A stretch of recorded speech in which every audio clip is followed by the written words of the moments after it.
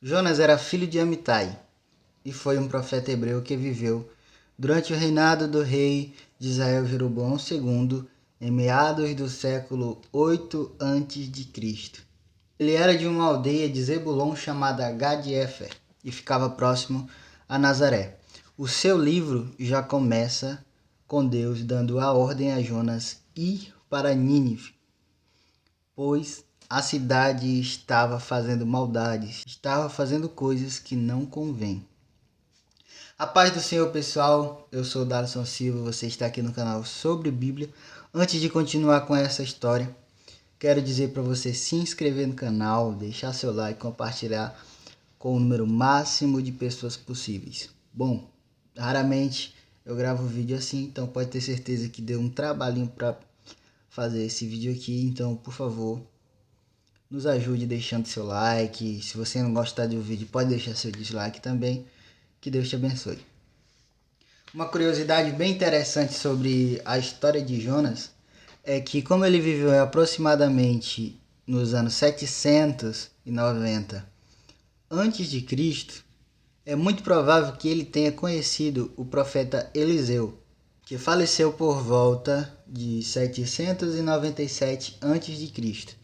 Existe ainda a possibilidade de Jonas ter sido um dos filhos do profetas que foram instruídos por Eliseu, conforme 2 Reis, capítulo 6, verso 1 ao versículo 7.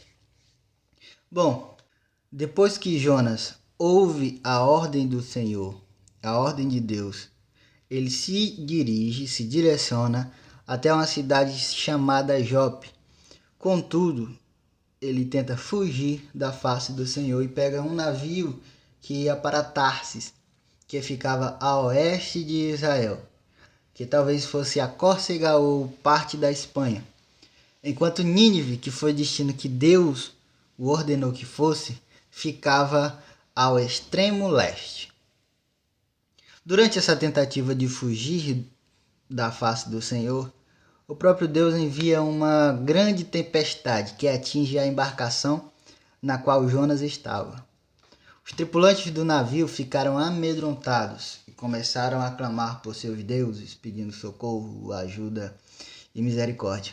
E para que o navio ficasse mais leve, eles jogaram a carga no mar. Jonas, nesse momento, tinha descido ao porão e tinha pegado um sono pesado. O capitão do navio, ao ver Jonas dormindo, o acorda e pede para que ele clame ao seu Deus, para que o mesmo tenha misericórdia da tripulação e os deixem vivos, os deixem viver. Depois disso, os marinheiros decidiram lançar sorte para saber quem é o culpado daquilo que estava acontecendo. E a sorte caiu sobre Jonas, que foi interrogado pelos marinheiros. Contou tudo sobre seu Deus e logo em seguida confessou que estava tentando fugir do mesmo. Estava tentando fugir do seu senhor. Depois disso, Jonas pediu para que os marinheiros o jogassem no mar, pois ao jogarem ele no mar, a tempestade iria cessar. Os marinheiros tentaram resistir a essa ideia, mas ao verem que não tinha jeito, acabaram lançando Jonas no mar e a tempestade se acalmou, conforme Jonas capítulo 1, versículo 13 ao versículo 15. Depois disso, depois de Jonas ter sido jogado no mar, Deus ordenou que um grande peixe engolisse a Jonas, que ficou nas entranhas desse peixe por 3 dias e 3 noites. Jonas orou ao Senhor em forma de cântico e o Senhor ordenou que o peixe o vomitasse na praia. Muito se discute sobre qual peixe engoliu a Jonas. Alguns defendem que foi uma baleia que engoliu a Jonas, outros descartam essa ideia. Poderia não ser uma baleia especificamente, poderia ser também uma espécie de tubarão, como por exemplo o tubarão-baleia, que não tem dentes tão afiados como as outras espécies de tubarão. Mas o significado do termo original em hebraico quer dizer apenas grande peixe. O termo usado em grego na Septuaginta é um termo genérico para monstro do mar, criatura marítima ou peixes de grande tamanho. Não se sabe ao certo qual foi esse peixe, mas o que nós temos certeza é que ocorreu um episódio sobrenatural para que o propósito de Deus fosse cumprido. Depois disso, Deus ordena novamente que Jonas vá a Nínive. Ele dessa vez ouve a voz do Senhor e vai. Deus disse a Jonas que iria colocar as palavras na boca de Jonas. Ele iria falar apenas aquilo que Deus mandou que ele falasse. E ele foi, e aconteceu que Deus disse que iria destruir a cidade em poucos dias.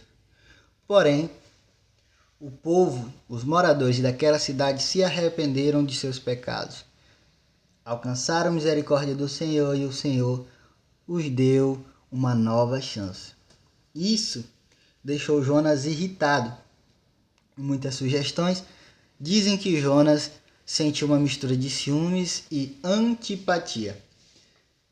O descontentamento foi tão grande que o próprio profeta pediu sua morte. Está em Jonas no capítulo 4 e o versículo 3. Depois disso, Deus acaba dando uma lição em Jonas. Ele mostra ao profeta, através de uma planta, que era melhor ter tido misericórdia do povo de Nínive do que ter destruído a cidade. Nesse ponto, depois dessa história, que está em Jonas, capítulo 4, versículo 6 até o versículo 11, a história da planta, a história de Jonas termina repentinamente e ele não é mais citado no Antigo Testamento. Ele vai ser citado apenas no Novo Testamento por Jesus. E para que você entenda melhor essa história, pois eu fiz apenas um resumo aqui, você pode ler Jonas. O livro de Jonas contém apenas 4 capítulos, então é um livro bem pequeno, bem curto. Dá de você ler aí em poucos minutos e entender um pouco mais sobre essa história. No demais, eu te agradeço por ter assistido o vídeo até aqui. Peço que compartilhe com seus amigos, compartilhe com seus familiares e coloca aqui abaixo que fim você acha que Jonas levou. Será que ele se arrependeu de ter pedido a morte? Será que ele acabou morrendo? Se perdeu? Enfim, coloca aqui, quero saber a tua opinião, coloca aqui embaixo. Obrigado por assistir até aqui, Deus te abençoe, valeu.